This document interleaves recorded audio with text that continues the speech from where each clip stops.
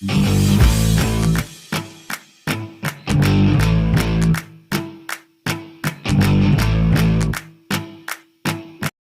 दोस्तों, मेरा नाम है अमन और मैं आपका स्वागत करता हूं आपके अपने चैनल थॉट ऑफ एएस में, जहां हम सभी प्रकार के नॉलेजेबल टॉपिक के बारे में बात करते हैं व उन्हें आपके सामने लाने का प्रयास करते हैं।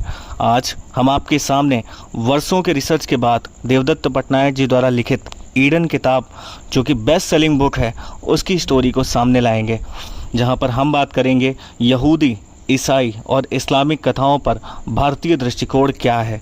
तो आइए शुरू करते हैं देवदत्त पटनायक जी के ही शब्दों में ईडन की कहानी, जिसकी शुरुआत होती है गॉड के द्वारा बनाए गए पहले इंसान से। Creation of Adam and Lilith. सबसे पहले गॉड ने एडम को बनाया था। एडम का अकेलापन दूर करने के लिए गॉड ने उसके साथी के रूप में पृथ्वी की मिट्टी से एक स्त्री बनाई। इस स्त्री का नाम लिलिथ था। एडम और लिलिथ एक दूसरे को चाहते थे, लेकिन दोनों एक दूसरे के साथ रहने को तैयार नहीं थे। उनमें लड़ाई हुई और क्रोध में लिलिथ ने गॉड की वाटिका छोड़कर रेगिस्तान में शरण लेने का फैसला लिया। फरिश्तों ने उसे मनाने की कोशिश की, लेकिन वह नहीं मानी। उसकी शर्त यह थी कि एडम उसके साथ एक जैसा समान व्यवहार करेगा। बाद में जब उसे पता चला कि एडम ने ईव नामक दूसरी स्त्री से शादी कर ली है, तो उसने कसम खाई कि एडम के सभी बच्चों को नष्ट कर डालेगी।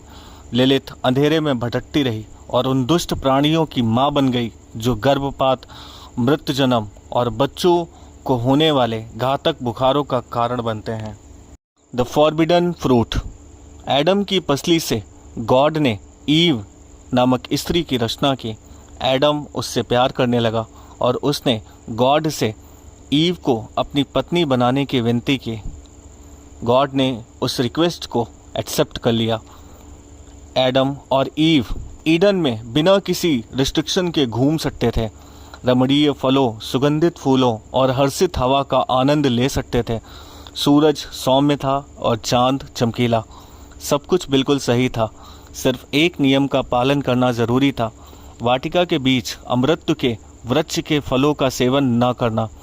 नियम का पालन करने से दोनों बिना भूख या भय से ग्रस्त हुए हमेशा के लिए जी सकते थे।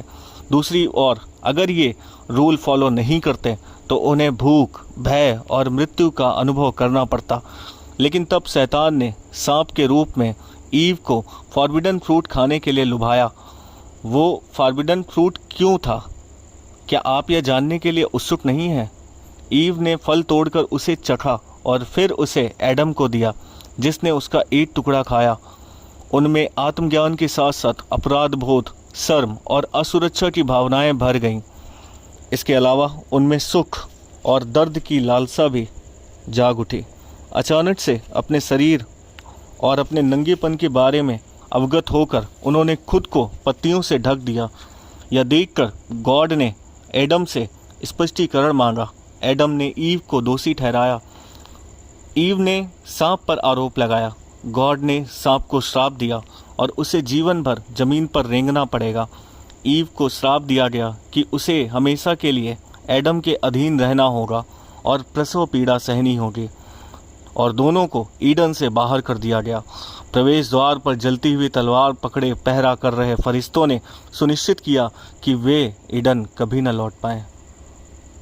दोस्तों, ये थी आज की वीडियो। आपको कैसी लगी? अगर आपको अच्छी लगी हो तो लाइक करें, शेयर करें, कमेंट करें और हमारे चैनल को सब्सक्राइब करना बिल्कुल ना भूलें। बहुत जल्दी हम इसका दूसरा पार्ट लेके आएंगे और देखते रहिए आप ईडन की कहानी। धन्यवाद।